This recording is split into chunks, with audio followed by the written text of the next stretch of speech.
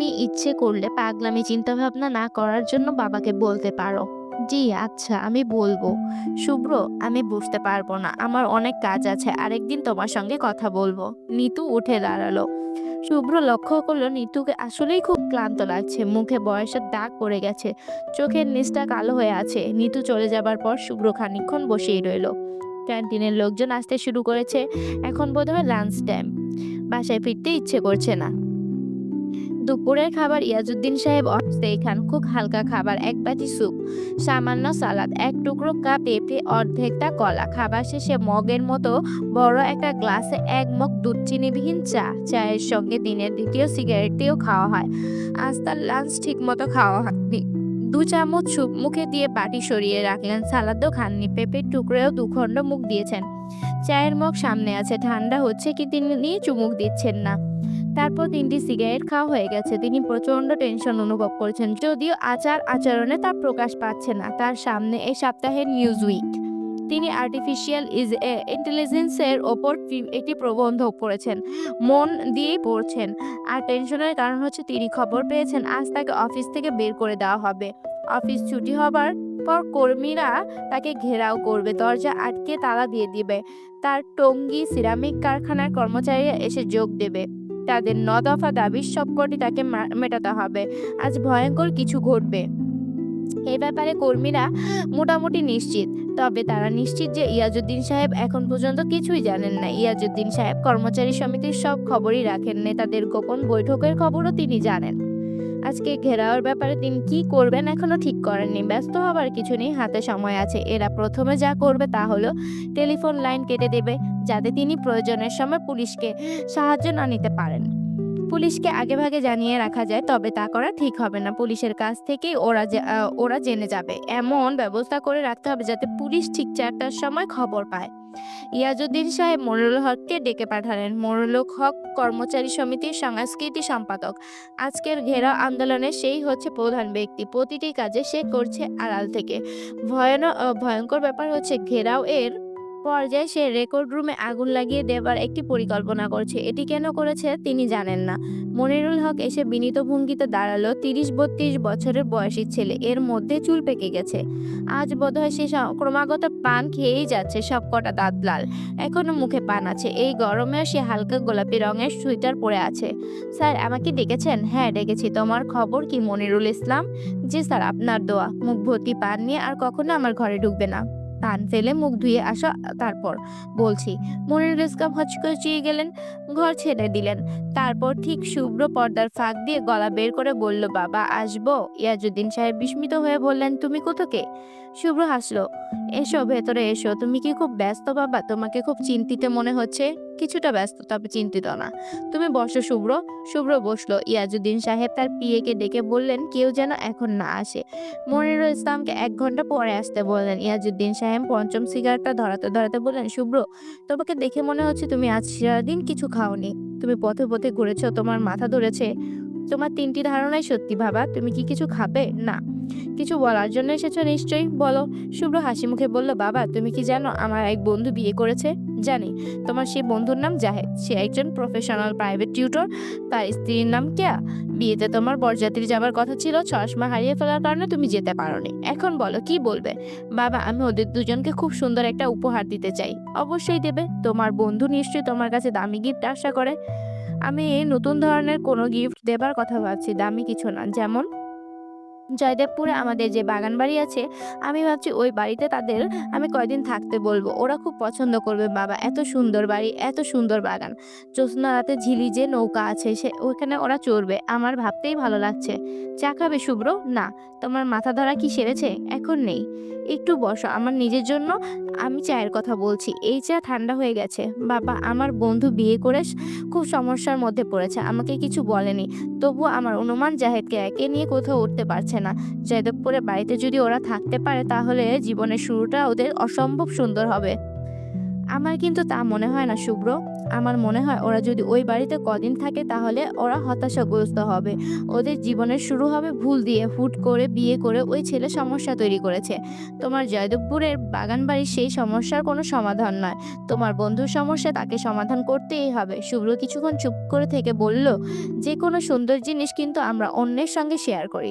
একটা ভালো গান শুনলে আমরা সেই গান অন্যদের শোনাতে চাই। একটা ভালো বই পড়লে অন্যদের সেই বই পড়তে বলি। আমাদের এত সুন্দর একটা বাড়ি, সেই বাড়ি অন্যদের সঙ্গে শেয়ার করলে কি ক্ষতি বাবা?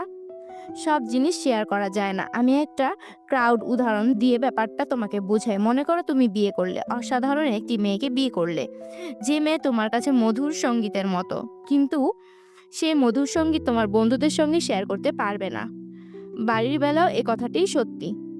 বাড়ি হলো খুব ব্যক্তিগত সামগ্রিক একটি নিজের পোশাকের মতো। পোশাক যেমন তোমাকে ঢেকে রাখে, বাড়িও তোমাকে ঢেকে রাখে। তুমি কি আমার কথায় মন খারাপ করেছো? হ্যাঁ, আমি সারা রাস্তা ভাবতে ভাবতে আসছিলাম ওদের দুজনকে কিছু বলবো না। গাড়িতে করে জয়দেবপুরের বাড়িতে নামিয়ে রেখে বলবো, আগামী 1 সপ্তাহের জন্য এই বাড়ি তোদের। তুমি কি ওদের তুই করে বল? জাহেদ, তুই করেই বলি। তোমার মুখে তুই শুনতে ভালো লাগে না শুভ্র। বাবা, আমি উঠি। আচ্ছা যাও। আমার নিজেরও কিছু কাজ আছে। তোমার মাকে বলো আমার ফিরতে রাত হবে। সে যেন কোথায় যেতে চাচ্ছিল একাই যেতে বলবে। আচ্ছা, আর এই নিউজটা নিয়ে যাও। আর্টিফিশিয়াল ইন্টেলিজেন্সের ওপর অসাধারণ একটা আর্টিকেল আছে, তোমার পড়তে ভালো লাগবে। শুভ্র হাত বেরিয়ে নিউজউইক নিল। ইয়াজউদ্দিন সাহেব বেল বাজিয়ে মনিরুল ইসলামকে আসতে বললেন। মনিরুল ইসলাম ঢুকলো। তার চোখে মুখে ভীত ভীত ভাব স্পষ্ট। বসো মনিরুল। মনিরুল বসলো। ইয়াজউদ্দিন ঘড়ি দেখলেন, এখনো হাতে সময় আছে। তাকে চা দেওয়া হয়েছে। চিনি ছাড়া চায়ে সুমুখ দিতে দিতে বললেন, এ প্রতিষ্ঠানে তোমার চাকরি কতদিন হয়েছে? স্যার, প্রায় 6 বছর। 6 বছরে কি দেখলে? মনিরুল ঢোক গিলল। সে স্পষ্টত ভয় পেয়েছে। ইয়াজউদ্দিন সাহেব বললেন, শোনো মনিরুল, আমি যখন যাত্রা শুরু করেছিলাম তখন আমার সঙ্গে ছিল ঢাকা বিশ্ববিদ্যালয়ে বোটানির একটি এমএসসি ডিগ্রি এবং 300 টাকা। আজ আমার সম্পদের পরিমাণ কয়েক কোটি টাকা। আমার লেগেছে 30 বছর। 30 বছরে এ অবস্থায় আসতে যে জিনিস লাগে তার নাম মস্তিষ্ক। সাদা রঙের থিকথিকে একটা বস্তু, ঠিক সাদাও না, অফ হোয়াইট। আমার মাথায় যে এই বস্তু প্রচুর পরিমাণে আছে তা কি তুমি জানো মনিরুল ইসলাম? জি স্যার, জানি। আজ তোমাদের কি পরিকল্পনা, কখন কি করবে, আমি যে তার সবই জানি। তা তুমি কি জানো? মনিরুল চোখ নামিয়ে নিলেন, ঢোক গিলল। আন্দোলন করার অধিকার অবশ্যই তোমাদের আছে, ঘেরাও করার অধিকারও আছে হয়তো, কিন্তু আগুন লাগিয়ে দেবার ব্যাপারটা ঠিক বুঝতে পারছি না। আমি কিছু জানি না স্যার। তুমি হয়তো জানো না, কিন্তু আমি জানি। আমি খুব ভালো করে জানি এই জাতীয় পরিস্থিতি কি করে সামাল দিতে হয়, তাও জানি। আমাকে এসব থেকে শিখতে হয়েছে। তুমি বাসাবোতে থাকো না? জি স্যার। 31/1 দক্ষিণ বাসাবো, দোতলা। জি স্যার। দেখলে, তোমাদের খোঁজ খবর কত ভালো রাখি। আপনি আমাকে কেন এসব বলছেন? আমি স্যার কিছুই জানি না। আচ্ছা ঠিক আছে, তুমি যাও। স্যার, আমি 5:30 থাকি না, ওরা মিটিং করলো। আমি বললাম, মনিরুল ইসলাম তুমি এখন যাও। ইয়াজউদ্দিন ঘড়ি দেখলেন, 3:20 বাজে। অপেক্ষা করতে হবে। ঠিক 4টায় ঘেরাও হবার আগে আগে পুলিশের সাহায্য চাইতে হবে। কোনো কারণে যদি টেলিফোন করতে না পারেন তাহলে অন্য কারো যেন কাজটা করে দেয় সেও ব্যবস্থা করতে হবে। এরা কি এখানে বোমা টোমা ফাটাবে? বোমা ব্যাপারটা সহজলভ্য হয়ে গেছেন। নির্দোষ জর্দার কৌটায় ভরে ঘুরে বেড়ানো যায়। চারদিকে আতঙ্ক ছড়িয়ে দেওয়ার জন্য জর্দার কৌটাগুলির তুলনাই হয় না। সময় কাটানোর জন্য ইয়াজউদ্দিন সাহেব শুভ্রের ফাইল ড্রয়ার থেকে বের করলেন। কাজটা তিনি নাজিবুল্লাহ দিয়েছিলেন। 7 দিনের রিপোর্ট দেবার কথা ছিল। প্রতিদিন 1000 টাকার হিসেবে 7 দিনের জন্য 7000। লোকটা আনাড়ি ধরনের কাজ করেছে। মাঝে মাঝে অতি চালাকি করতে গিয়ে ব্যাখ্যা বিশ্লেষণে চলে গেছে। এটা করেছে ফাইলে মোটা করার জন্য। ইয়াজউদ্দিন চোখ বোলাতে লাগলেন। সোমবার 19 নভেম্বর 1992। শুভ্র সাহেব বাড়ি থেকে বের হলেন 10:21। গেটের কাছে এসে দারোয়ানের সঙ্গে কিছুক্ষণ কথা বললেন। আবার বাড়ির ভেতরে ঢুকে গেলেন। তিনি বাড়ির ভেতরে যাওয়ার পর কিছুক্ষণ হাঁটাহাঁটি করে নিজের ঘরে ঢুকে গেলেন। আবার বের হলেন 11টা বাজার 2 মিনিট আগে। তার পরনে ছিল কালো প্যান্ট, সাদা শার্ট, পায়ে স্যান্ডেল। পড়তে পড়তে ইয়াজউদ্দিন ভ্রু কুঞ্চিত হলো। শুভ্র কি পরে ঘর থেকে বের হয়েছে? আর এত বিতং করে লিখতে কে বলেছে? শুভ্র সাহেব রিক্সা নিলেন। রাস্তার মোড়ে এসে রিক্সার নম্বর ঢাকা মেনু ভেলোসিটি 711। তিনি রিক্সার হুড ফেলে দিলেন। সোহরাওয়ার্দী উদ্যানের কাছে এসে রিক্সা ছেড়ে দিয়ে কিছুক্ষণ চুপচাপ এক জায়গায় দাঁড়িয়ে থেকে অন্য একটা রিক্সা নিলেন। এই রিস্কার নাম্বার ছিল ঢাকা ২০০৩। এবার তিনি রিস্কার হুড ফেললেন না, তবে হাইকোর্টের কাছাকাছি যাবার পর তিনি রিস্কার হুড ফেলে দিলেন। ইয়াজউদ্দিন সাহেব ঘড়ি দেখলেন, পুলিশকে টেলিফোন করার সময় হয়ে গেছে। মিজান সাহেব বেশ স্বাভাবিক আছেন। তিনি নাপিতের দোকানে চুল কাটিয়েছেন, একেবারে কদম ছাট, মাথাটা কালো রঙের কদম ফুলের মতোই দেখাচ্ছে। চুল কাটার জন্যই তাকে অন্যরকম দেখাচ্ছে, এছাড়া তার মধ্যে আর কোনো স্বাভাবিকতা নেই। কথাবার্তা চালচলন খুব স্বাভাবিক। হঠাৎ হঠাৎ স্ত্রীর দিকে তাকিয়ে দু একটা কুৎসিত বাক্য বলে আবার স্বাভাবিক হয়ে যাচ্ছে। যেমন আজ দুপুরে ভাত খাওয়ার সময় সহজভাবে ভাত খাচ্ছিলেন, হঠাৎ মনোয়ার দিকে তাকিয়ে ক্ষুব্ধ দৃষ্টিতে বললেন, মাগি তুই তরকারিতে লবণ দেস নাই কেন? আমার কি লবণ কেনার পয়সাও নাই? মনোয়ারা কেঁদে ফেলতে যাচ্ছিলেন, কাঁদলেন না, কাঁদলে আবার কোনো বিপত্তি ঘটে। তিনি ছুটে গিয়ে রান্নাঘর থেকে লবণ নিয়ে এলেন। ততক্ষণে মিজান সাহেব স্বাভাবিক। তিনি কোমল গলায় বললেন, মনু তুমি একসঙ্গে খেয়ে ফেলো না কেন? একসঙ্গে খেয়ে ফেললে ঝামেলা কমে। কাজের লোক একটা রাখতে হবে, কাজের লোক ছাড়া সংসার চালানো সম্ভব না। তুমি একা কদিক দেখবে? সৌভাগ্যের সংবাদ বাড়ি ছাড়া সৌভাগ্যের সংবাদ বাড়ি বাড়ি দিয়ে আসতে হয়, দুর্ভাগ্যের সংবাদ দিতে হয় না, সবাই জেনে যায়। ঢাকায় মিজান সাহেবের সব আত্মীয় স্বজন খবর পেয়ে গেছেন, তারা দেখতে আসছেন। পাগল দেখা এবং পাগলের সঙ্গে কথাবার্তা বলার এক আলাদা মজা। মিজান সাহেব সবাইকে আনন্দ থেকে বঞ্চিত করলেন, কোনো রকম পাগলামি দেখালেন না। সহজ স্বাভাবিক ভঙ্গিতে কথা বললেন, হাসলেন। জাহেদ সন্ধ্যাবেলা মামাকে ডাক্তারের কাছে নিয়ে গেল। ডাক্তার মিজান সাহেবের অফিসের এক কলিগের ভাইরা ভাই। সেই কলিগই ব্যবস্থা করে দিয়েছে। মস্তিষ্ক বিবৃতির জন্য সে খুব ভালো ডাক্তার। অর্ধেক ফ্রিতে তিনি রোগী দেখে দিবেন। অর্ধেক ফ্রিতে যেসব রোগী দেখা হয় তাদের পেছনে ডাক্তাররা অর্ধেকেরও কম সময় ব্যয় করেন। উপসর্গ শোনার আগে ব্যবস্থাপত্র লেখা হয়ে যায়। তবে এই ডাক্তার অনেক সময় ব্যয় করলেন, নানান ধরনের প্রশ্ন করে বললেন, আমি তো কোনো কিছুই পাচ্ছি না। আমার মনে হয় আপনারা অকারণে বেশি দুশ্চিন্তা করছেন। ওনার মূল সমস্যা কি? জাবেদ অস্বস্তির সঙ্গে বললেন, হঠাৎ রেগে যান, মামির সঙ্গে কুৎসিত ব্যবহার করেন, গালাগালি করেন। স্ত্রীর প্রতি মাঝে মাঝে রেগে যাওয়া কি খুব অস্বাভাবিক? আমরা সবাই কখনো কখনো রাগি। জাবেদ বলল, কিন্তু উনার মনে থাকে না যে উনি রেগে গিয়েছেন। তাছাড়া মামা আগে প্রায় কথা বলতেন না, এখন প্রচুর কথা বলেন, সারাক্ষণই কথা বলেন। উনার স্ত্রীর সঙ্গে কথা বলেন, জি বলেন, রাত জেগে গল্প করেন। ডাক্তার সাহেব, আমার ধারণা এ ধরনের নার্ভাস শকের ভেতর দিয়ে উনি গেছেন। স্নায়ুর উপর বড় ধরনের কোনো ঝড় বয়ে গেছে। ঝড়ের কারণে স্নায়ুতন্ত্রীতে এক ধরনের ধাক্কা লেগেছে। সাময়িক বিকল অবস্থা যাচ্ছে, এটা কিছুই না। ঠিক মতো খাওয়া দাওয়া করতে হবে, ঘুমোতে হবে। সবচেয়ে ভালো হয় যদি স্থান পরিবর্তন করা যায়। আপনি বরং আপনার মামাকে কোথাও নিয়ে যান, ঘুরে টুরে আসুন। কথাবার্তা মিজান সাহেব সামনেই হচ্ছে, তিনি গভীর আগ্রহ নিয়ে শুনছেন। ডাক্তার সাহেব থামতেই বলতেন, এমন মন্দ বুদ্ধি না। জাহেদ চল গ্রামের বাড়ি থেকে ঘুরে আসি, টাটকা টাটকা খেজুরের রস খেয়ে আসি, অনেকদিন খেজুরের রস খাওয়া হয় না। ডাক্তার সাহেব বললেন, ভালো বুদ্ধি, যান গ্রাম থেকে ঘুরে আসুন।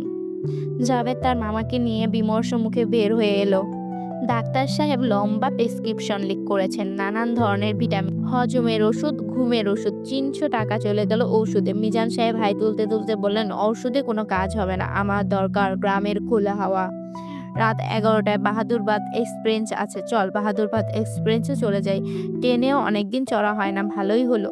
মামাকে বাসায় রেখে জাহেদ গেল কেয়ার সঙ্গে দেখা করতে। পুরো দুদিন চলে গেছে, কেয়ার সঙ্গে দেখাই হয়নি। গতকাল একবার এসেছিল, লজ্জায় সিঁড়ি ভেঙে উপরে উঠতেই পারেনি, আজ লজ্জা ভেঙেই যাবে। জলিল সাহেব দরজা খুলে দিয়ে হাসি মুখে বললেন, আরে দুলু মিয়া যে, হা হা হা। আসুন আসুন, আপনি আসবেন বুঝতেই পেরেছিলাম। জাহেদ শুকনো গলায় বললেন, কেমন আছেন? আলহামদুলিল্লাহ ভালো আছি। আপনার ব্যবহারটা কি বলুন দেখি? বিয়ে করে বউ ফেলে চলে গেলেন, নো পাত্তা, ব্যাপারটা কি? আমার ৩৮ বছরের জীবনেও এমন ঘটনা শুনিনি। জাহেদ বলল, কে আছে? আছে আছে, যাবে কোথায়? ঘরেই আছে। জ্বর হয়েছে শুনেছি। আমি ঠাট্টা করে বলছি, বিরহ জ্বর। হা হা হা হা। কেয়াকে একটু খবর দিবেন? আরে কি মুশকিল, আমি খবর দেব কেন? আপনি হলেন এ বাড়ির জামাই। আপনি সুরসুর করে ভেতরে ঢুকে যান। আমি কে? আমি হইলাম আউটসাইডার।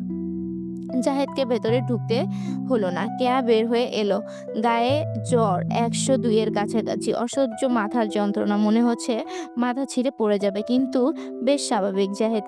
জাহেদের দিকে তাকিয়ে হাসলো আর নরম গলায় বলল, চল ছাদে যাই। জলিল সাহেব চেঁচিয়ে বললেন, আরে না, ছাদে যাবে কেন? জ্বর নিয়ে ছাদে যাবার কোনো দরকার নেই। গল্পগুজব যা করার এখানে বসেই করো। স্বামী স্ত্রীর গল্প, বলার তো কিছু নেই।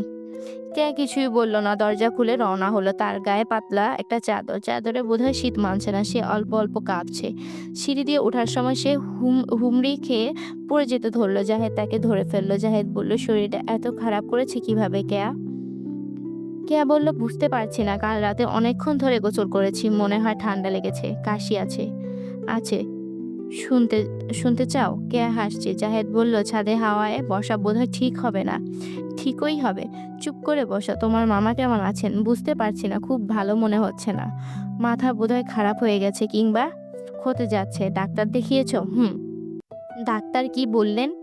ওষুধপত্র দিয়েছেন, গ্রামের বাড়িতে নিয়ে যেতে বলছেন। পরিবেশ বদলানো দরকার। নিয়ে যাচ্ছ গ্রামের বাড়িতে? হুম। কবে? আজ রাতেই ট্রেনের যেতে হচ্ছে। এখন বুঝতে পারছি না। নিয়ে যাও। নিয়ে যেতে বলেছে? হুম, বলছি। তোমার নিজের ওপর দিয়ে মনে হয় ঝড় যাচ্ছে। তোমারও চেঞ্জ দরকার। নয়তো পরে দেখা যাবে মামা যে পথে যাচ্ছে, ভাগ্নেও সে পথে যাচ্ছে। দুজনেই আইল্যান্ডে ন্যাংটো হয়ে দাঁড়িয়ে ট্রাফিক কন্ট্রোল করছে। কেয়া হাসছে। কি সুন্দর লাগছে কেয়াকে। জাভেদ মনে মনে বলল, আমার সৌভাগ্যের শেষ নেই। কি চমৎকার একটি তরুণীকে আমি পাশে পেয়েছি। কেয়া বলল, গম্ভীর হয়ে আছো কেন? আমার কথা